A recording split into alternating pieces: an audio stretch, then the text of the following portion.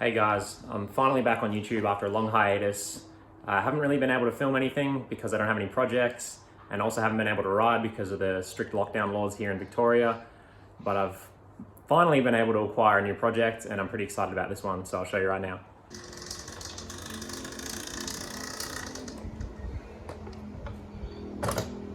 This is a 1999 Suzuki RMX 250, which was based on the 1996 to 2000 RM 250 and shares a lot of parts with the RM 250 and also the DRZ 400.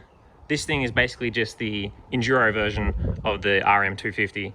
And what makes this thing really special is that it's ADR plated, which means it can be road registered here in Australia. It's a little rough around the edges, but for 21 years old, I don't think it's too bad. Apparently it runs and starts, so my first thing I'm gonna do is wash this so it's not disgusting to work on, and then try and get it started.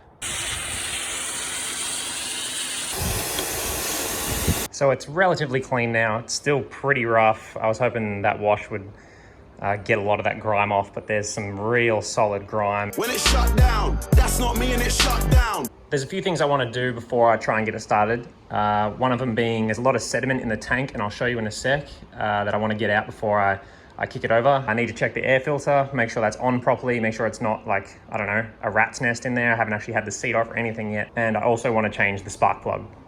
You can see down the bottom of the tank there's a lot of gunk and sediment, so I kind of just want to quickly try and clean the tank out before I chuck some fuel in it.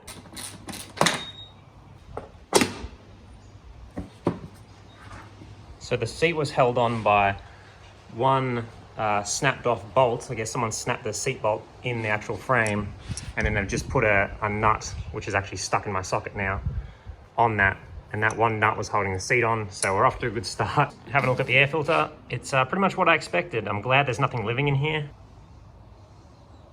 The airbox is extremely grimy, but it doesn't look like too much has been getting past the air filter. There's a few little specks down the bottom there, but I'm pretty sure that's actually just water from when I just washed it. Now I'm gonna try and get this tank off so I can wash it out.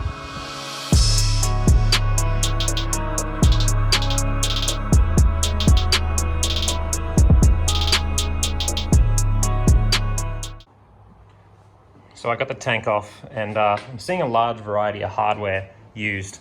So I can tell someone's worked on this thing before, but they've also lost a lot of the bolts while they were doing so, which doesn't give me a lot of hope for its mechanical condition. So I'm going to take this fuel tap or petcock off, whichever one you'd like to call it, clean that up with some carby cleaner, and I'll try and flush the tank out with some water and then make sure it's super dry before I put any fuel in it.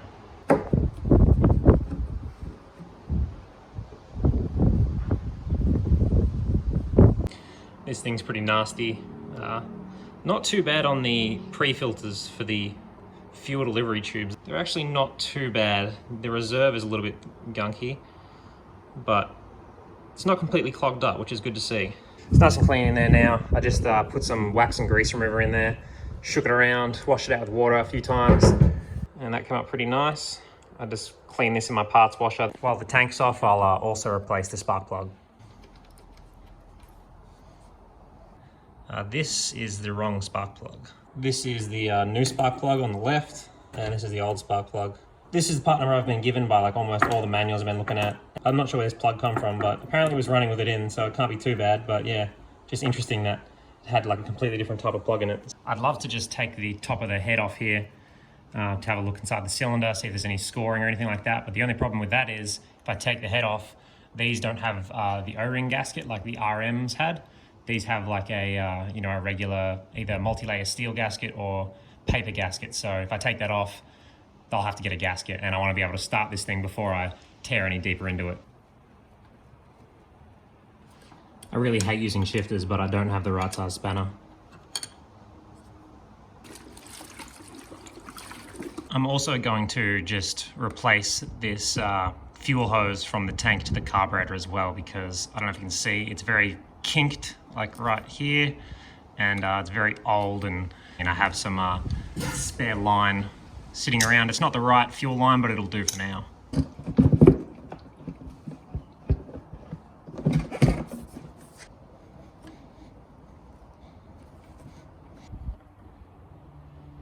So the tank's back on temporarily, and I'll throw the air filter back in temporarily as well.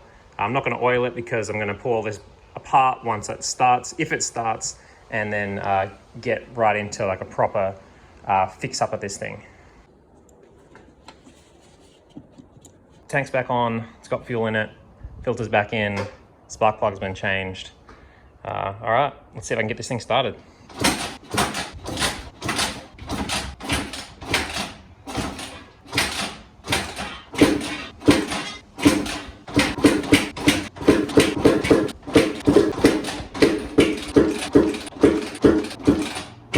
Well, it didn't start.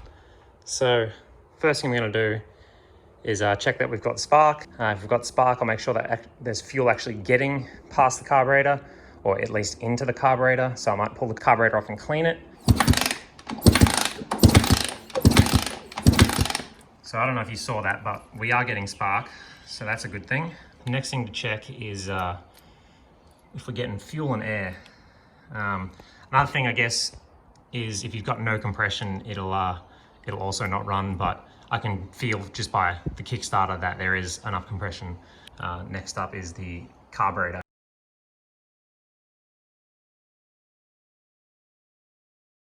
So a few things I've noticed pulling the rear subframe off just to get better access to the carburetor is that the subframe's bent.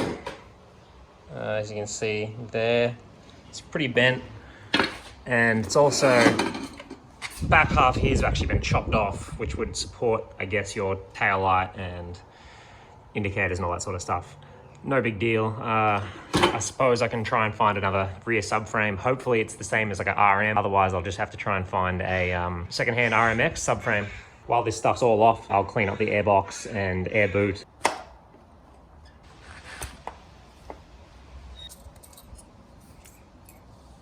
One thing I have read about this carburetor is that basically everybody hates them because apparently they're a pain in the ass to get them to idle properly. They're either flaming out easily or they're idling way too high, and most people seem to think it's because the choke and the idle circuit are all in the same place. So this is also the choke, but it's also the idle adjust, and people seem to think that's the main problem with these things. And I think a popular upgrade is to go to a 38mm or a 36mm key and carb off a RM. So that's possibly something I'll look into in the future, but for now I'll clean this up.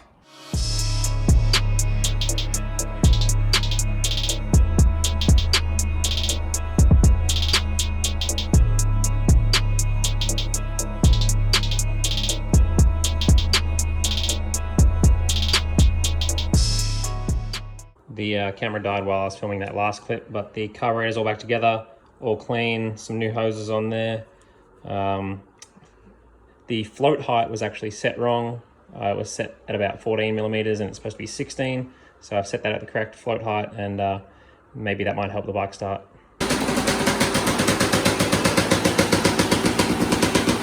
So it's a few days later, and as you saw in that clip, I did manage to get the bike started. I didn't film me finally getting it started because it probably took me about, I want to say 50 kicks. I put the carburetor back on after I cleaned everything, made sure everything was good, and kicked it a bunch of times, and it eventually just started. It didn't give me any like indication that it was going to start, and then all of a sudden it just started. I took the expansion chamber and the muffler off because I thought the muffler might be blocked. This thing was sitting in a shed on a farm for a while before I got it, so anything's possible. I then took the headlight shroud off because I wanted to check the wiring. I couldn't really find much wrong with the wiring. One thing that could possibly make it hard to start is this is the plug that would usually go to the kickstand switch. So when the kickstand is down, it basically acts as a kill switch and the bike will not start. This thing has been crudely kind of twisted together. It's not too bad, but it's not soldered and there's also no tape on it. So, I mean, anything could be the cause at this point. While the bike was running, I cycled through all the gears while it was on the stand, just to make sure there was no crazy noises coming from the gearbox, because I want to avoid taking apart this bottom end if I don't have to, just to save some money, because I do want to do this build on a bit of a budget. I don't want to cut corners, but I don't want to replace anything that doesn't need replacing. I'm going to tear this thing right down to the frame and get started on this project. But for that, you'll have to wait for episode 2. So make sure to subscribe, and thanks for watching.